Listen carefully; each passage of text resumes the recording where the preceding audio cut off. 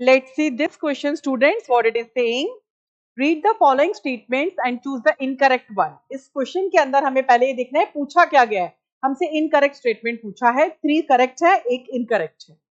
Embryo at 16 celled stage is known as morula. Yes, 8 से 16 blastomeres अगर present हो तो उसको मॉर्यूला ही कहते हैं. बिल्कुल सही स्टेटमेंट है ये.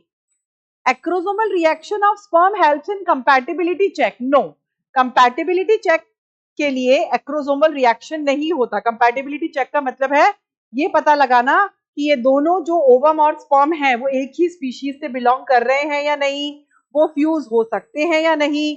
तो इसके लिए एक्रोसोमल रिएक्शन नहीं होता. एक्रोसोमल रिएक्शन के लिए क्या है कि यहाँ पर तो एक्रोसोम के अंदर लाइटिक एंजाइम्स होते हैं जो कि ओवम की जो मेम्ब्रेन्स है उनका लाइसिस करके स्पर्म को ओवम तक पहुंचाते हैं. कंपैटिबिलिटी चेक के लिए होते हैं fertilizin and anti fertilizin. Female का जो ओवम है उसके सरफेस पर ग्लाइकोप्रोटीन्स प्रेजेंट होते हैं, उनको बोलते हैं फर्टिलाइजिन. मेल जो स्पर्म है उसके पास होते हैं anti fertilizin. There will be interaction between fertilizin and anti fertilizin और उससे पता लग जाता है कि कंपैटिबिलिटी है या नहीं, ये गैमेट सेम स्पीशीज के हैं या नहीं. ठीक है, तो ये एनसीईआरटी के अंदर आपका फर्टिलाइजिन एंटी फर्टिलाइजिन कंसेप्ट नहीं दे रखा है. In humans the site of fertilizin, ये रॉन्ग स्टेटमेंट कर देते हैं इसको. In humans the site of fertilization is ampullary isthmus region. Actually it should be ampullary. isthmus को हटा देंगे, एम्पुलरी जो रीजन है, जंक्शन भी हटा देंगे.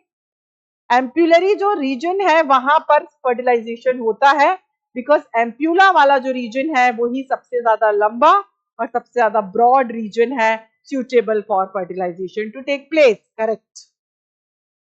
During the entry into the ovum, acrosome of sperm release hyaluronidase.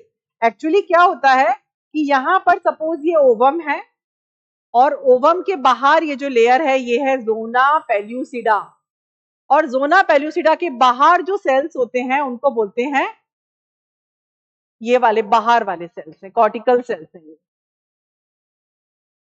इस तरह ये वाले बाहर सेल्स है, कोरोना रेडिएटा. ठीक है ना. अब यहां पर ये है ओवम, ये है जोना पेल्यूसिडा,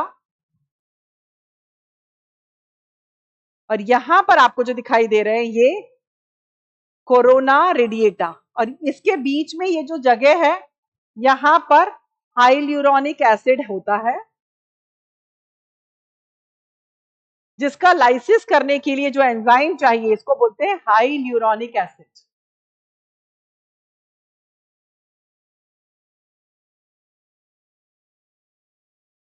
जो कि एक ग्राउंड सब्सटेंस है जो कि दो कोरोना रेडिएटा वाले सेल्स के बीच में प्रेजेंट होता है, और यहां से इसका लाइसिस करने के लिए जो एंजाइम चाहिए उसका नाम है हाइल्यूरोनिडेज, जो कि एक हाइड्रोलाइटिक एंजाइम है जिसको एनसीईआरटी में मेंशन नहीं किया हुआ है, बट ये स्टेटमेंट सही है. जब भी स्पर्म एंटर करेगा वो इस हाइल्यूरोनिक एसिड को ब्रेक करेगा यहां से, और उस एंजाइम जो यूज में लेगा एक्रोसोम का वो होगा कौन सा, हाइल्यूरोनिडेज एंजाइम. तभी तो अगर इस सीमेंटिक मटेरियल को वो ब्रेक नहीं करेगा तो अंदर नहीं पहुंच सकता. इसका जिक्र एनसीईआरटी में एंजाइम का जिक्र नहीं किया. इन सभी एंजाइम्स को हाइड्रोलाइटिक एंजाइम के नाम से ही जाना जाता है. ये स्टेटमेंट करेक्ट है. सी भी करेक्ट है, ए भी करेक्ट है, but acrosomal reaction compatibility checking के लिए नहीं है, उसके लिए fertilizin anti fertilizin concept responsible है. Got it. सो इसके अंदर इनकरेक्ट है बी, बाकी सभी स्टेटमेंट्स करेक्ट हैं. I think it will be clear to you all.